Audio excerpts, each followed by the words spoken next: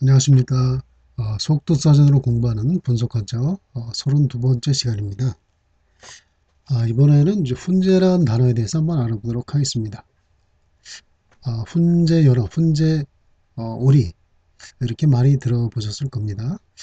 과연 이런 것들은 어떻게 만들어졌는지 한번 알아보도록 하겠습니다.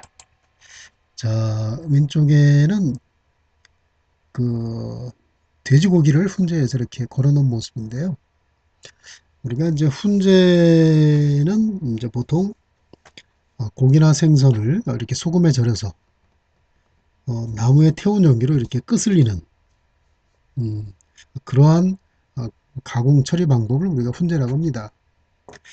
그런 과정 속에서 이제 그 미생물이 이렇게 그 살균이 되고 또 그 고기의 그 나무 향이 이렇게 그 흡수가 되기 때문에 오랫동안 저장할 뿐만 아니라 고기 맛이 이렇게 굉장히 좋아진다고 합니다.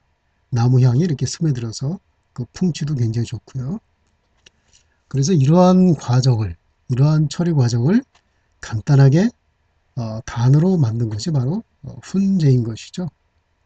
그래서 한자어라는 것은 이제 좀 특징이 있는데요.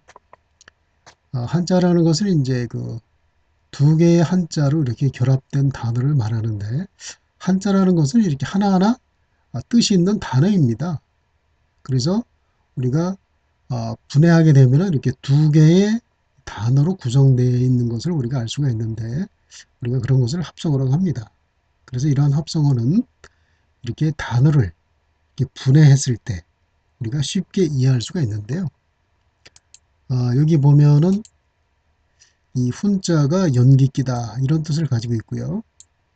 이 제라는 게 만들다 이런 뜻을 가지고 있습니다. 그래서 우리가 한자어는 한자로 분해해야 하는 이유가 바로 여기에 있는 것이죠. 왜냐하면은 그 문자라는 것이 갖고 있는 가장 큰 기능 자체가 이렇게 의미를 전달하는 것인데요. 이 한자라는 것이 바로 의미를 전달할 수 있는 그 기능을 가지고 있기 때문에 우리가 한자는 바로 한자로 표기됐을 때 우리가 그 의미를 정확하게 이해할 수가 있는 것이죠. 그래서 우리가 한자어를 이렇게 한글로 표기하게 되면은 우리가 비록 읽을 수는 있지만 거기에서 의미 정보를 전혀 우리가 찾아낼 수가 없는 것이죠. 그래서 문자의 기능이라고 봤을 때 훈제라는 것은 단지 음만을 우리가 알 수 있기 때문에 사실은 그 언어, 즉 문자라고 볼 수가 없는 것입니다. 단지 이 한자의 음에 불과한 것이죠. 그래서 한글로 표기한 것은 우리가 마치 수박을 사서 껍데기를 먹는 것 같은 음, 그런 그 이상의 역할은 아무것도 하지 못하는 것입니다. 그래서 우리가 한자어를 공부할 때는 바로 음만을 공부하는 것이 아니라 반드시 이렇게 한자어의 뜻을 공부를 해야 된다는 것을 우리가 명심해야 될 것 같습니다. 자, 그렇다면 우리가 각각의 뜻을 이렇게 알았으니까 우리가 훈제의 단어의 의미를 알 수가 있겠죠? 자, 한번 만들어 볼까요? 자, 연기 훈. 연기가 끼다는 것은 안개가 끼는 것처럼 통 속에다 고기나 어떤 생선을 저장한 다음에 이렇게 가지런히 놓은 다음에 연기를 피우게 되면 연기가 꽉 차겠죠? 그 연기가 이제 생선이나 고기 속에 이렇게 침투가 되는 것이죠. 그래서 훈제의 가장 핵심적인 것은 바로 연기로 만든다는 것입니다. 그래서 훈제하면은 연기로 만드는 것, 뭐를 생선이나 고기를 소금에 절여서 연기로 이렇게 끄슬려서 만드는 가공 방법을 바로 훈제라고 한다. 훈제 연어, 훈제 오리 하면은 바로 이러한 과정을 거쳐서 만든 오리나 연어를 뜻하고 있는 것이죠. 자, 그렇다면은 이 훈이라는 이 한자가 어떻게 해서 이러한 뜻을 가지고 있는지 한번 알아보겠습니다. 이렇게 분해하면은 불화자가 들어가 있죠. 예, 맞습니다. 불이 있어야 이렇게 연기가 날 수가 있는 것이죠. 그래서 이게 요 한자어의 요 한자의 중요한 그런 의미 요소가 되고 있는 것입니다. 이처럼 그 한자 각각은 중요한 의미를 이렇게 다 암시하고 있는 것이죠. 그리고 오른쪽은 이제 우리가 훈이라고 발음을 하는데요. 이것은 검게 그을린 굴뚝에서 나오는 연기를 뜻하고 있습니다. 굉장히 어려운 그러한 의미를 우리가 이렇게 그림으로 표현해야 되는데요. 이 한자를 만든 그 3,500년 전에 그 사람들은 어떻게 표현했는지 한번 보겠습니다.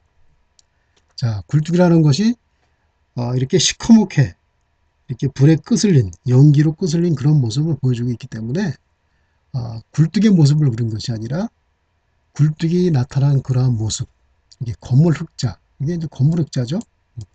건물 흑자를 이렇게 표기를 해 놓은 것이죠. 건물 흑자. 그리고 그 위에는 이것은 바로 검은 연통을 통해서 나가는 연기를 표현하고 있는 것입니다. 그래서 불을 떼게 되면은 굴뚝을 통해서 검은 굴뚝을 통해서 나가는 연기, 이렇게 연기끼다. 그래서 연기를 표현하는 이런 글자로 아주 멋있게 만들게 된 것이죠. 그 놀라운 관찰력이라고 우리가 보지 않을 수가 없습니다. 또 만들지라는 것은요, 여기 보면 옷이라는 게 이렇게 있습니다. 옷을 만들다 이런 뜻이 내포가 되어 있는 것이죠. 그리고 여기 보면은 소가 이렇게 있습니다. 소가 이렇게 있고요.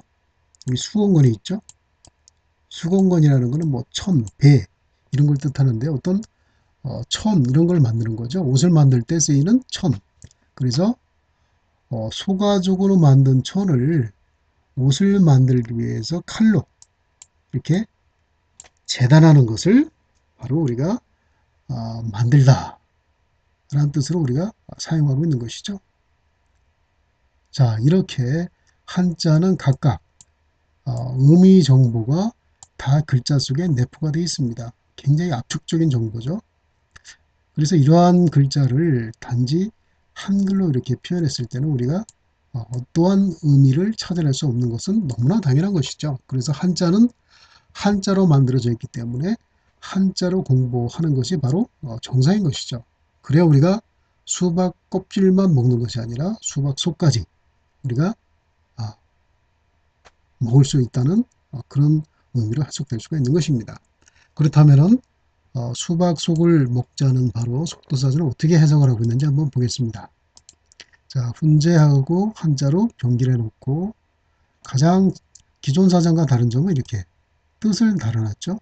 연기길, 훈, 만들제. 그리고 이렇게 영어 단어까지 표현해놨기 때문에 외국인이 한국어 공부하는데 굉장히 유리하겠죠. Smoking of meat. 연기로 고기를 이렇게 가공하다 이런 뜻이겠죠. 소금에 절인 고기를 연기길 훈, 끄슬려 그 연기 성분이 흡수되게 돼 말리어 만들지 이렇게 되어 있습니다. 자, 그러면은 우리가 이렇게 훈제에 관해서 정확한 뜻을 이렇게 알아봤고요. 그러면은 이제 훈제와 관련된 연계된 끝말이 뭐가 있는지 한번 끝말잇기를 한번 해보겠습니다. 자, 제분 이렇게 되어 있네요. 만들제 가루분, 어떤 그 곡식을 빻아서 이렇게 가루로 만든다는 것이죠. 뭐 밀가루로 만들 수도 있고 쌀가루로 만들 수도 있고 여러 가지 가루를 이렇게 만들 수가 있는 것입니다. 왜 가루가 됐는지 여기 쌀미가 있습니다. 쌀을 잘게 나눈 것이 나눌 뿐이죠. 나눈 것이 바로 가루다 이런 뜻에서 가루분이 가루분이란 말이 생긴 것이죠. 자, 이렇게 이번 시간에는 훈제라는 단어와 지분이라는 단어를 이렇게 알아봤습니다. 자, 이것으로 마치도록 하겠습니다. 감사합니다.